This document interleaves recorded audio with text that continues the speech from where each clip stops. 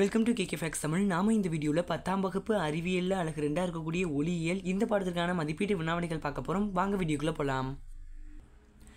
Page number 29 மதிப்பீடு கொடுத்துருக்காங்க. முதல் கேள்வி, சரியான விடையை தேர்ந்தெடு. முதலது ABCD மற்றும் 4 பொருள்களின் ஒளி விலகல் எண்கள் முறையே 1.31, 1.43, 1.33, 2.4 எனில் இவற்றில் ஒளியின் திசைவேகம் பெருமமாக உள்ள பொருள் எதுன்னு கேட்குறாங்க. ஏ ஃபர்ஸ்ட் ஆப்ஷன் இருக்கக்கூடியது. ரெண்டாவது, பொருளின் அளவிற்கு சமமான தலைகீழான மேபின்பம் கிடைக்க பொருள் வைக்கப்பட்ட வேண்டிய தொலைவு வந்து என்னென்னு பார்த்தீங்கன்னா மூணாவது ஆப்ஷன் இருக்கக்கூடிய 2Fங்கிறத குறிச்சிக்கோங்க. அடுத்து மூணாவது, மின் விளக்கு ஒன்று குவி லென்ஸ் ஒன்றின் முதன்மை குவியத்தில் வைக்கப்பட்டுள்ளது. மின் விளக்கு ஒளியூட்டப்படும் போது குவி லென்ஸ் ஆனது இதில் வந்து மூணாவது ஆப்ஷன் இணைப்புக்க கற்றைகள் உருவாகும். அடுத்து நாலாவது கேள்வி பார்த்தீங்கன்னா குவி லென்ஸின் உருப்பெருக்கானது எப்போதும் டேஸ் மதிப்புடையதுன்னு இருக்காங்க. இதுக்கு வந்து மூணாவது ஆப்ஷனில் நேர்குறி அல்லது எதிர்குறி. ஐந்தாவது கேள்வி, ஒரு குவி லென்ஸ் ஆனது மிகச்சிறிய மெய் பின்பத்தை முதன்மை குவியத்தில் உருவாக்கினால் பொருள் வைக்கப்படும் இடம் டேஸ்ன்னு இருக்காங்க. இது வந்து ரெண்டாவது ஆப்ஷனில் இருக்கக்கூடிய ஈரிலா தொலைவுங்கிறத குறிச்சிக்கோங்க. அடுத்து வந்து ஆறாவது கேள்வி, ஒரு லென்ஸின் திறன் -4D எனில் அதன் குவிய தொலைவு என்னன்னு கேட்குறாங்க. இது வந்து மூணாவது ஆப்ஷனில் இருக்கக்கூடிய -0.25 மீட்டருங்கிறத குறிச்சிக்கோங்க. ஏழாவது கொஸ்டின், கிட்ட பார்வை குறைபாடு உடைய கண்ணில் பொருளின் பிம்பமானது டேஸ் தோற்றுவிக்கப்படும். இதில் வந்து மூணாவது ஆப்ஷனில் இருக்கக்கூடிய விழித்திரைக்கு முன்பாக அப்படிங்கிறத குறிச்சிக்கோங்க. அடுத்து இங்கே வந்து பார்த்தீங்கன்னா எட்டாவது கேள்வி கொடுத்துருக்காங்க. அதில் என்னென்னா விழி ஏற்பமைவு திறன் குறைபாட்டை சரி செய்ய உதவுகிறது. இது வந்து நாலாவது ஆப்ஷனில் இரு குவி லென்ஸ் அப்படிங்கிறத குறிச்சிக்கோங்க. அடுத்து 9, செல் அகராதியில் உள்ள சிறிய எழுத்துக்களை படிப்பதற்கு உகந்த லென்ஸ் எது அப்படின்னா ஃபர்ஸ்ட் ஆப்ஷனில் இருக்கக்கூடிய 5 சென்டிமீட்டர் குவிய தூரம் கொண்ட குவி லென்ஸ் அப்படிங்கிறத குறிச்சிக்கோங்க. 10ஆவதுல வந்து பார்த்திங்கன்னா ஒரு முப்பட்டகத்தின் படியே செல்லும் நீலம், பச்சை மற்றும் சிவப்பு நிறங்களின் திசை வேகங்கள் VG/VR எனில் பின் வருவனவற்றுள் சமன்பாடு சரியானதுன்னு கேட்குறாங்க. இதில் மூணாவது ஆப்ஷனில் இருக்கக்கூடியதை குறிச்சிக்கோங்க. அடுத்து ரெண்டாவது ரோமன் லெட்டரில் கோடிட்டங்களின் நிரப்பகம். முதல் கேள்வி, ஒளி செல்லும் பாதை டேஸ் என்று அழைக்கப்படுகிறது. ஒளி கதிர் அப்படிங்கிறத குறிச்சிக்கோங்க. ரெண்டாவது கேள்வி, ஒரு ஒளி புகும் ஊடகத்தின் ஒளி விலகல் எண் எப்போதும் ஒன்றை விட அதிகம் அப்படிங்கிறத குறிச்சிக்கோங்க. 3, படுகின்ற ஒளிக்கற்றையின் ஆற்றலும் சிதறலடைந்த கற்றையின் ஆற்றலும் சமமாக இருந்தால் அது மிட்சி சிதறல் எனப்படும் அப்படிங்கிறத குறிச்சிக்கோங்க. நாலாவது என்னன்னா ராலே சிதறல் விதிப்படி சிதறல் அளவானது படுகின்ற ஒளிக்கதிரின் டேஸின் நான் மடிப்புக்கு எதிர் தகவல் இருக்கும். இது வந்து அலை நீள தீங்கிறத மட்டும் போட்டுக்கோங்க, இன்னும் அங்கேயே இருக்கும். ஐந்தாவது, டேஸ் கண்ணீருக்குள் நுழையும் ஒளியின் அளவை கட்டுப்படுத்துகிறது. இது வந்து ஐரிஸ் அப்படிங்கிறத குறிச்சிக்கோங்க. ரோமன் லெட்டர் 3, சரியா தவறா? தவறு எனில் கூற்றினை திருத்துக்க. முதல் கேள்வி, அடர்மிகு ஊடகத்தில் ஒளியின் திசை வேகமானது அடர் குறைந்த ஊடகத்தில் இருப்பதை விட அதிகமாக இருக்கும். இதை வந்து தவறுன்னு போட்டுக்கோங்க. அதிகமாகங்கிறத அடிச்சு குறைவாகங்கிறத போட்டுக்கோங்க. ரெண்டாவது, லென்ஸின் திறனான லென்ஸின் குவிய தொலைவை சார்ந்தது. இது வந்து சரியானது. அடுத்த மூன்றாவது, விழி லென்ஸின் குவிய திறன் அதிகரித்தால் தூர பார்வை ஏற்படுகிறது. இது வந்து தவறானதுன்னு போட்டு கிட்ட பார்வை இந்த தூரப்பதில் அடிச்சுட்டு கிட்ட புங்கிறத போட்டுக்கோங்க. நாலாவது, குவி லென்ஸானது எப்போதும் சிறிய மாய பின்பத்தை உருவாக்கும். இது வந்து தவறு. இதில் வந்து குவிக்கு பதிலாக குழிங்கிறத எழுதிக்கோங்க. இதுதான் வந்து கூற்று சரியா தவறா அப்படிங்கிறத திருத்துறது. அடுத்து வந்து அடுத்த பக்கம் 30வது பக்கம் எடுத்துக்கோங்க. அதில் வந்து பொறுத்துக்க பாருங்கள். அதில் வந்து பொறுத்துக்க ஃபஸ்ட்டு கொஸ்டின் வந்து பார்த்திங்கன்னா ரெட்டினா அப்படிங்கிறது கொடுத்துருக்காங்க. அதில் வந்து என்னென்னா விழித்திரை, கண் பார்வை, அதுக்கு என்ன வரும்னா கண்ணில் ஒளி கதிர் செல்லும் பாதை ரெண்டாவது இதுக்கு. அடுத்து வந்து சிலியரி தசைகள், அதில் வந்து விழி ஏற்பமைவு திறன். அடுத்து கிட்ட பார்வை அப்படிங்கிறது வந்து சேமை புள்ளி விழியை நோக்கி நகர்தல். அடுத்து தூர பார்வை அப்படிங்கிறது அண்மை புள்ளி விழியை விட்டு விலகி செல்லுதல். இது வந்து நம்பர் என்னென்னா 2, 4, 5, 1, 3 அப்படிங்கிறத குறிச்சிக்கோங்க.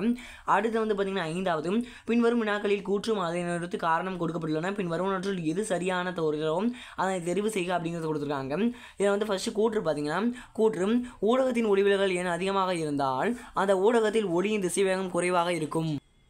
இதுக்கான வந்து காரணம் என்னென்னு பார்த்தீங்கன்னா இங்கே பார்த்தீங்கன்னா ஊடகத்தின் ஒளிவிலகல் எண் ஒளியின் திசைவேகத்திற்கு நேர் தகவல் இருக்கும். இதுக்கான விடை வந்து ஆள் இருக்கக்கூடியது. அதாவது கூற்று மற்றும் காரணம் ஆகிய இரண்டும் சரி. மேலும் காரணம் கூற்றுக்கு சரியான விளக்கம் அப்படிங்கிறத குறிச்சிக்கோங்க. அங்கே 1 போட்டுக்கோங்க, இங்கே 6 போட்டுக்கோங்க. ரெண்டாவது கூற்று, விழி லென்ஸின் குவிக்கும் திறன் அதிகரித்தால் கிட்ட பார்வை என்னும் பார்வை குறைபாடு தோன்றுகிறது.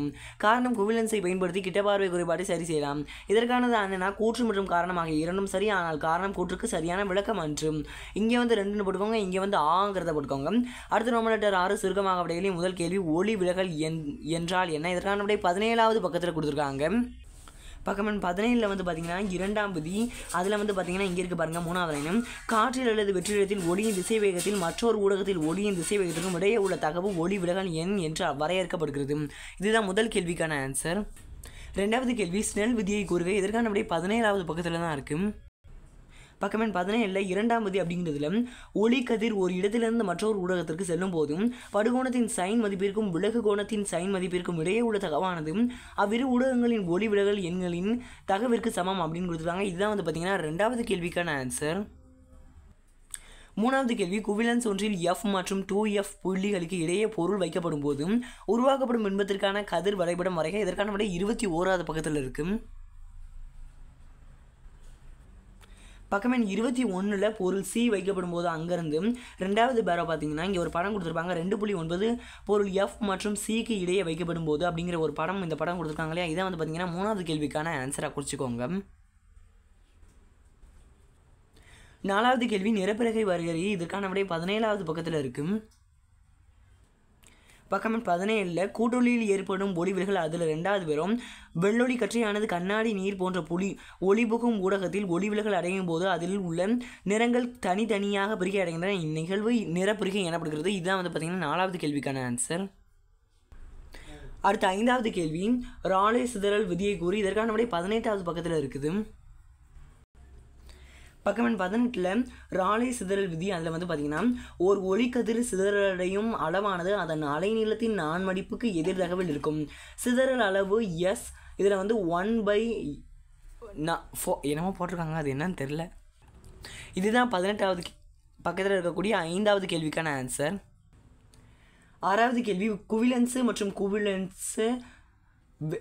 குவிலன்ஸு வேறுபடுத்துக. இதற்கான விட 23வது பக்கத்தில் கொடுத்துருக்காங்க. பக்கம் எண் 23 அட்டவணை 2.1 குவிலன்ஸு மற்றும் குழிலென்ஸு வேறுபாடுகள். அதில் வந்து பார்த்தீங்கன்னா குவிலென்ஸு அதில் என்ன கொடுத்துருக்காங்கன்னா மையத்தில் தடித்தும் ஒரு இடத்தில் மெலினும் காணப்படும். இது குவிக்கும் லென்ஸும் பெரும்பாலும் மெய்பின்பங்களை தோற்றுவிக்கும் தூரப்பார்வை குறைபாட்டை சரி செய்ய பயன்படுகிறது. குழிலென்ஸு மையத்தில் மெலிந்தும் ஒரு இடத்தில் தடித்தும் காணப்படுகிறது. இது விரிக்கும் லென்ஸும் மாயபின்பங்களை தோற்றுவிக்கும். இதில் வந்து கிட்ட பார்வை குறைபாட்டை சரி செய்ய பயன்படுகிறது. இதுதான் வந்து பார்த்தீங்கன்னா 6வது கேள்விக்கான ஆன்சர். இது வந்து 23வது பக்கத்தில் இருக்குது.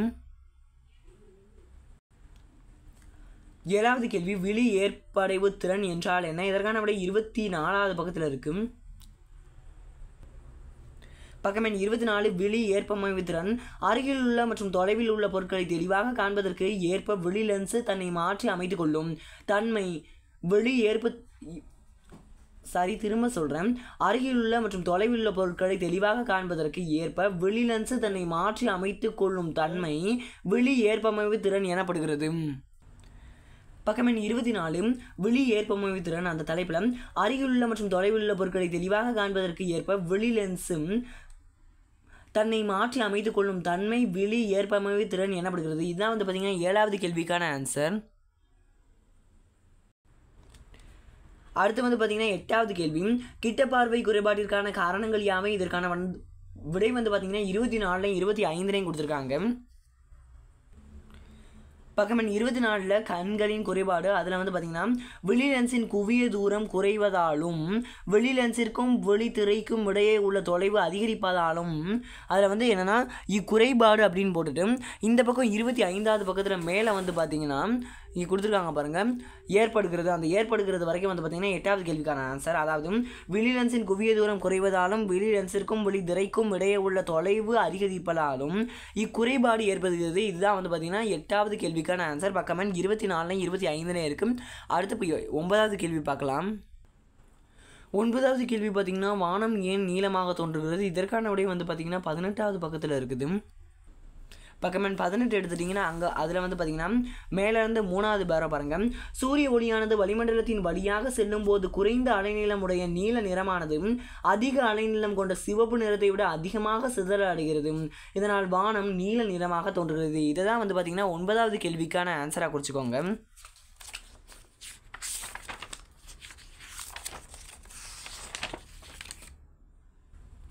10வது கேள்வி போக்குவரத்து சைகைகள் விளக்குகள் சிவப்பு நிறத்தில் அமைக்கப்படுவதன் காரணம் என்ன. இதற்கான விடை வந்து பார்த்தீங்கன்னா 31 எழுதி வச்சிருக்கேன். அதை அப்படி எழுதிக்கோங்க. அதாவது பார்த்தீங்கன்னா சிவப்பு நிறத்திற்கு அலைநீளம் அதிகம், எனவே நீண்ட தொலைவிற்கு தெரியும். புகை, பனி. 10வது கேள்வி, போக்குவரத்து செய்கை விளக்குகள் சிவப்பு நிறத்தில் அமைக்கப்படுவதன் காரணம் என்ன? இதற்கான விடை வந்து 31 எழுதி வச்சிருக்கேன் பாருங்க. இதில் வந்து பார்த்தீங்கன்னா சிவப்பு நிறத்திற்கு அலைநீளம் அதிகம், எனவே நீண்ட தொலைவிற்கு தெரியும். புகை, பனி, தூசியிலும் தெளிவாக தெரியும். இதுதான் வந்து பார்த்தீங்கன்னா 10வது கேள்விக்கான ஆன்சர். அடுத்து விரிவாக விடைகளை பார்க்கலாம். முதல் கேள்வி, ஒளியின் ஏதேனும் 5 பண்புகளை குறிப்பிடுங்க. இதற்கான விடை வந்து பார்த்தீங்கன்னா 17வது பக்கத்தில் கொடுத்துருக்காங்க. பக்கம் எண் 16 வந்து பார்த்தீங்கன்னா 2.1 ஒளியின் பண்புகள். அதில் வந்து பார்த்தீங்கன்னா இங்கே வந்து பார்த்தீங்கன்னா ஒரு 7 பண்புகள் கொடுத்துருக்காங்க. இந்த 7 பண்புகளோட சேர்த்து இந்த பக்கமாக 17வது பக்கம் வந்தீங்கன்னா அங்கே ஒரே ஒரு பண்பு கொடுத்துருக்காங்க. இதுதான் வந்து பார்த்தீங்கன்னா விரிவான விடையில் 1க்கான ஆன்சர். அடுத்து 2வது விரிவான விடையிலையும் குவி லென்ஸு ஒன்றினால் தோற்றுவிக்கப்படும் பின்பங்களுக்கான விதிகளை கதிர் படங்களுடன் விளக்குக. இதற்கான விடை வந்து பக்கம் எண் 20 கொடுத்துருக்காங்க. பக்கம் எண் 20 வந்து பார்த்தீங்கன்னா விதி 1 அப்படின்னு கொடுத்துருப்பாங்க. அங்கே வந்து பார்த்தீங்கன்னா ஒளி கதிரானது ஒரு குவிலன்ஸ் அல்லது குவிலன்வின் ஒளியின் மையத்தின் வழியாக செல்லும் போது விலகடைகிறது அதே பாதையில் செல்கிறது. இந்த படம் 23 அப்படிங்கிறது வேண்டாம், இந்த 23ங்கிறது தேவை கிடையாது, ஆனால் இந்த படம் தேவை. அதுக்கப்புறமா வந்து பார்த்தீங்கன்னா விதி 2ங்கிறதுல இந்த டெஃபனிஷனை எழுதிக்கோங்க, அதில் இந்த படம் மட்டும் எழுதிக்கோங்க. இந்த படம் 2.4 வேண்டாம், அதுக்கப்புறம் இருக்கக்கூடிய இது வேண்டாம். விதி 3ல் வந்து பார்த்தீங்கன்னா இந்த டெஃபனிஷன் எழுதிக்கோங்க, இந்த படம் 2.5 அப்படிங்கிறத எழுத வேண்டாம், ஆனால் அதுக்கு பதிலாக இந்த படத்தை எழுதணும். கீழே இருக்கக்கூடிய டெஃபனிஷன் தேவை கிடையாது. இதுதான் வந்து பார்த்தீங்கன்னா விரிவான விடையில் 2க்கான ஆன்சர். விரிவான விடையிலையும் 3 பார்த்தீங்கன்னா கிட்ட பார்வை மற்றும் தூர பார்வை குறைபாடுகளை வேறுபடுத்துக. இதற்கான விடை 24, 25 இருக்கு. பக்கம் எண் 24ல் 2.17 கண்களின் குறைபாடுகள். அதில் வந்து பார்த்தீங்கன்னா கிட்ட பார்வைகள் அப்படின்னு ஒரு தலைப்பில் கொடுத்துருப்பாங்க.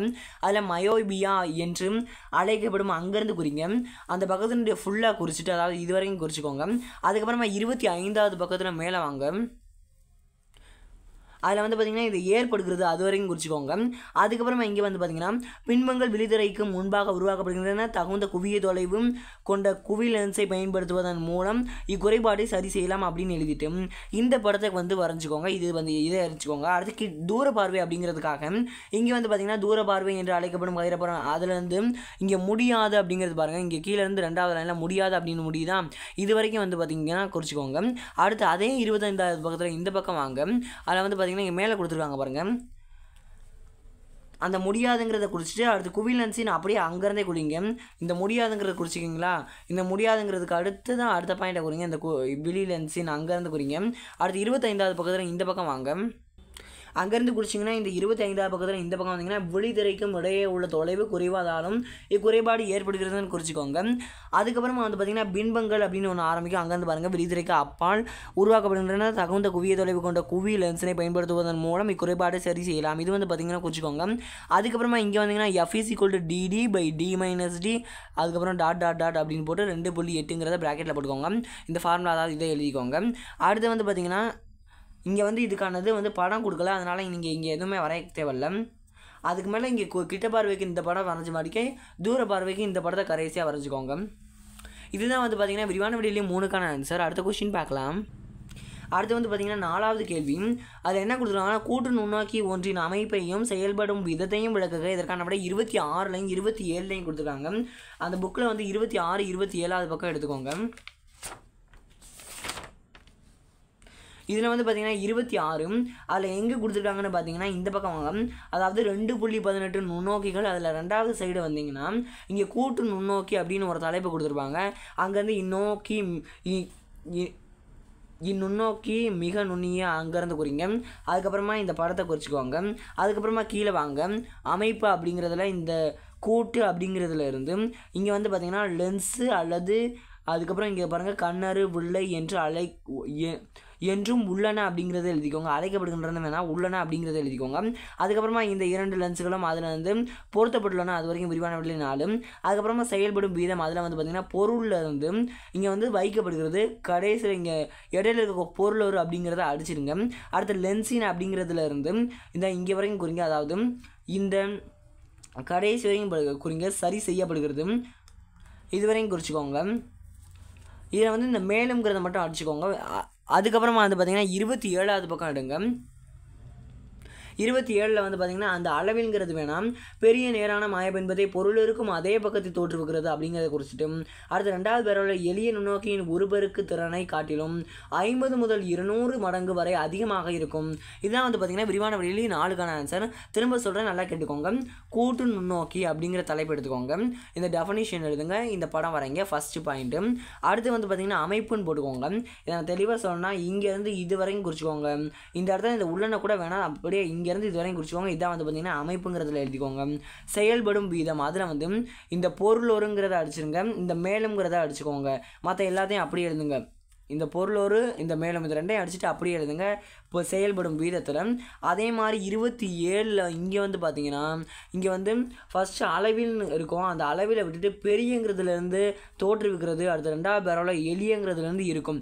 இதுதான் வந்து பார்த்திங்கன்னா விரிவான வழியில் 4க்கான ஆன்சர். அடுத்த கொஸ்டின் பார்க்கலாம். இதோட இந்த படத்துக்கான ஆன்சர்ஸ் முடியும். இந்த வீடியோ பிடிச்சிருந்து லைக் பண்ணுங்கள், கமெண்ட் பண்ணுங்கள், ஷேர் பண்ணுங்கள். மறக்காமல் கேகே பாக்ஸ் தமிழுக்கு சப்ஸ்கிரைப் பண்ணுங்கள்.